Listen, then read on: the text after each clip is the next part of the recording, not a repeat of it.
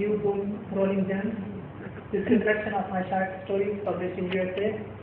And this story is about a kind of tribute to all those polio vaccinators, health workers and teachers who are killed in my province, even in my own city. Really? Yeah. So where are you studying to? I am from KPK, and there is my son. There is from. So this story is representing those people and a kind of story about a single incident. So the title of the story is Lame Life. She was standing in the middle of the main highway with a vaccine box and registration book. She was wearing a robe to cover her body as well as a veil on her face. She belonged to a backward area where the job for a woman was not less than a sin. She was peeping into every vein for the babies who needed vaccine. She would never come out for this job if she had an elder brother and her father would not be a patient. She was the eldest in the family, so it was her responsibility to run the home. The mother was uneducated and was unable to work out. She was vaccinating the babies after opening their mouths. The 2 drops for each baby was the security of his life and to safeguard them from many diseases. The cars were running on the road and the posters advertising the polio vaccination were waving with the breeze while in the middle of the highway she was turning towards every car. She was happy to save the life of these flowers as like a gardener. The time was passing and still she was fresh and tireless. She was a teacher in a primary school in a nearby village. The salary was so much that the whole family was able to fill their dailies with great difficulty. In addition, the medicine of the father was also a big problem for them. More than half of her salary was expensed on the medicines of her father. On the suggestion of one of her colleagues, she joined this polio vaccination scheme to earn some more to meet her expenses. She was told to be paid 250 rupees as the daily wage. She was glad that this pure and worthy work would make her able to gain some pennies. She was thinking to buy new warm garments for her brother and new shoes for her sister because the winter season was ahead. Last year, when she had gained the money after serving for election duty, she had bought a shawl for a mother and a suit for her father. Salary was already decided before receiving. She was thinking about her home as well as vaccinating the cute and sweet babies. This road seemed her luxurious and the busty veins made it more attractive. Her eyes dazzled to see the glittering veins in the sunlight. She was inspired to see the luxurious life around her while her life was confined in a small, dark home whose roofs were dripping in the rainy season and the walls were outdated.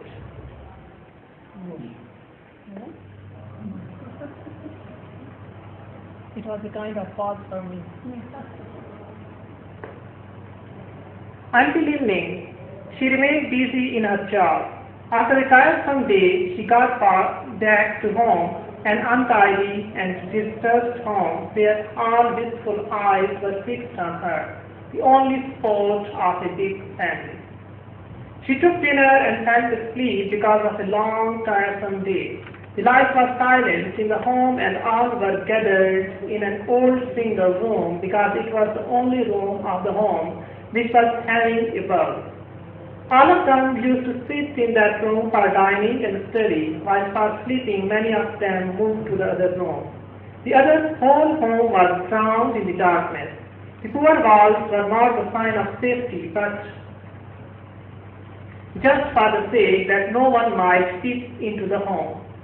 The father was laying on the deathbed and was just swallowing the medicines while the mother was coughing and sneezing because of no proper covering in the winter season.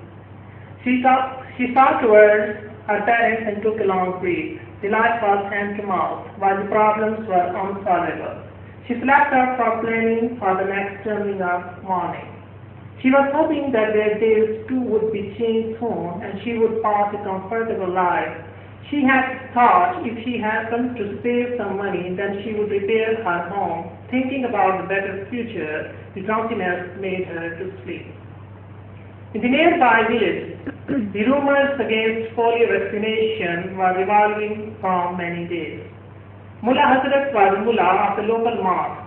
He was the man who never liked the medical facilities in his village and never wanted to see others in soothing life.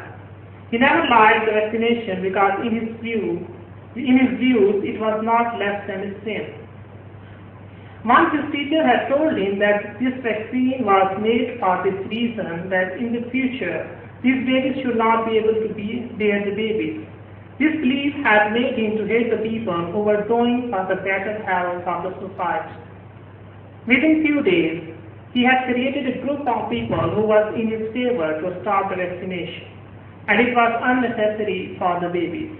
The people now started to raise the voice and the fire extinguished all around within days. The minds of the people were changing as quickly as the blank paper is dyed with an ink. The hatred created in the hearts of the people, even against the people who were working on daily wages and voluntarily. The ignorance was ruling again, and the oppressors were the decision makers of others' life and fortune.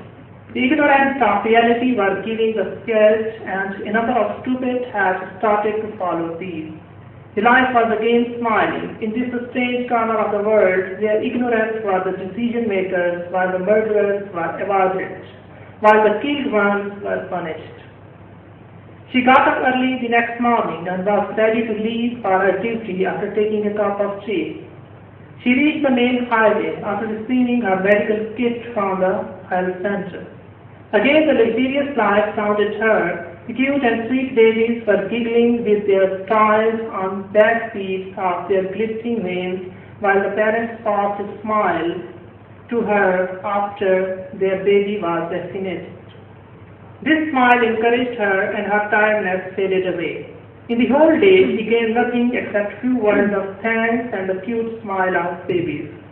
The drops of vaccine made scare their lives. She was working as well as the luxuries around him took her thoughts in different dimensions. She decided to buy a big stuffed teddy bear for her brothers in the next building. Her heart wished that her brothers and sisters too played with these kinds of toys. Every car crushed away his wishes and desires. All day long, her fingers dropped the drops of vaccines in the mouth of babies. She was comparing the lives around her with the lives confined in a dark cell. The noon was over, and now the day was proceeding. Towards the evening. Today was her third day of the duty, and still 2 days to go. She counted her wage, which was 1,250 rupees. She remembered the needs that was much essential for her to fulfill now. The list was long, but the money was short. With each coming vein, she stood up so that if there was any baby in the car, then she could vaccinate him. She was thinking about her needs that the car seemed coming towards her. She stood up as usual to see any baby, but the devil of fate was in the way. There were 3 men in the van. She stepped back, having no baby, but the van stopped. Still, she was looking back. The man got out and removed his shield. His body was full of weapons, and the aim of his gun was her figure. She was unable to understand anything that he opened fire. She fell down, injured. The vaccine scattered here and there and mixed up with her blood. She was taken to the hospital, but her blood was flowing like a shower. She reached the hospital, but before the treatment, her soul left for heaven. The station was colorful with her blood, and the blood was dripping from it. Her body was shifted to the hospital while the stretcher was put aside. The vagabond and hungry cat surrounded the stretcher that was dyed with her blood. The cats were licking her blood sitting on the stretcher while a lame case which was unable to rise on the stretcher, began to lick her blood standing under it.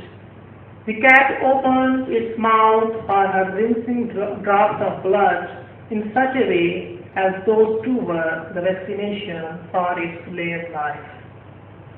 Details of the story.